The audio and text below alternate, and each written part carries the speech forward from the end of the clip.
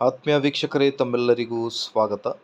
ಶಿಕ್ಷಕ ಆಕಾಂಕ್ಷಿಗಳಿಗೆ ಒಂದು ಭರ್ಜರಿ ಸಿಹಿ ಸುದ್ದಿ ಅಂತಲೇ ಹೇಳ್ಬೋದು. ರಾಜ್ಯದಲ್ಲಿ 18,000 ಶಿಕ್ಷಕರ ನೇಮಕಾತಿ ಪ್ರಕ್ರಿಯೆ ನಡೆಸಲು ಸರ್ಕಾರ ತೀರ್ಮಾನ. ಶಿಕ್ಷಣ ಸಚಿವ ಮಧು ಬಂಗಾರಪ್ಪ ಅವರಿಂದ ಒಂದು ಬಿಗ್ ಬ್ರೇಕಿಂಗ್ ಅಪ್ಡೇಟ್.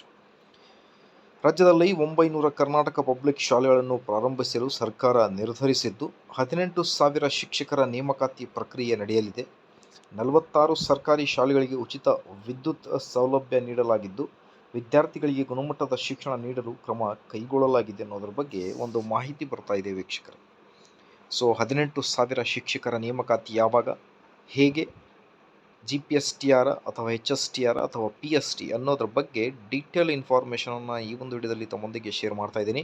ವಿಡಿಯೋನ ಸ್ಟಾರ್ಟ್ ಮಾಡೋದಕ್ಕಿಂತ ಮುಂಚೆ ನೀವು ಕೊಡುವ ಒಂದೇ ಒಂದು ಲೈಕ್ ನಮಗೆ ಸಪೋರ್ಟ್ ಆಗಿರುತ್ತೆ. ದಯಮಾಡಿ ವಿಡಿಯೋನ ಲೈಕ್ ಮಾಡಿ, ಅದರ ಜೊತೆಗೆ ನಮ್ಮ ಯೂಟ್ಯೂಬ್ ಚಾನಲನ್ನು ಕೂಡ ಸಬ್ಸ್ಕ್ರೈಬ್ ಮಾಡಿಕೊಳ್ಳಿ ವೀಕ್ಷಕರೇ. ರಾಜ್ಯದಲ್ಲಿ 900 ಕರ್ನಾಟಕ ಪಬ್ಲಿಕ್ ಸ್ಕೂಲ್ಗಳನ್ನು ಪ್ರಾರಂಭಿಸಲಾಗುವುದು. ಈ ನಿಟ್ಟಿನಲ್ಲಿ 18,000 ಶಿಕ್ಷಕರ ನೇಮಕಾತಿ ಆಯ್ಕೆ ಪ್ರಕ್ರಿಯೆ ನಡೆಸಲು ಸರ್ಕಾರ ತೀರ್ಮಾನಿಸಿದೆ. ಈಗಾಗಲೇ 51,000 ಅತಿಥಿ ಶಿಕ್ಷಕರು ಕೆಲಸ ಮಾಡುತ್ತಿದ್ದು, ಯಾವುದೇ ಕೊರತೆ ಎದುರಾಗದಂತೆ ಮಕ್ಕಳಿಗೆ ಗುಣಮಟ್ಟದ ಶಿಕ್ಷಣ ನೀಡಲಾಗುತ್ತದೆ ಎನ್ನುವುದರ ಬಗ್ಗೆ ಮಾಹಿತಿಯನ್ನು